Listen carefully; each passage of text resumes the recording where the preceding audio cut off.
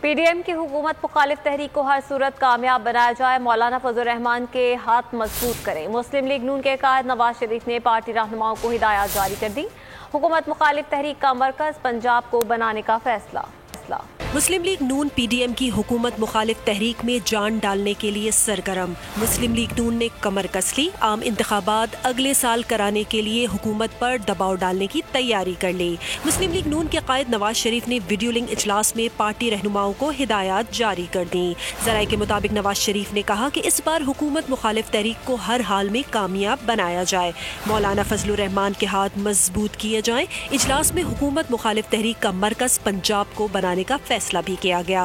ذرائع کے مطابق نون لیگ پی ڈی ایم کی تحریک کے ذریعے اگلے سال ہی الیکشن کرانے کا مطالبہ کرے گی۔ اس بارے میں تجاویز پی ڈی ایم سربراہ اجلاس میں رکھی جائیں گی۔ ویڈیو لنک اجلاس میں شہباز شریف، مریم نواز، حمزہ شہباز، شاہد خاقان عباسی، احسن اقبال، خواجہ آصف، رانا ثناء اللہ اور دیگر نے بھی شرکت کی۔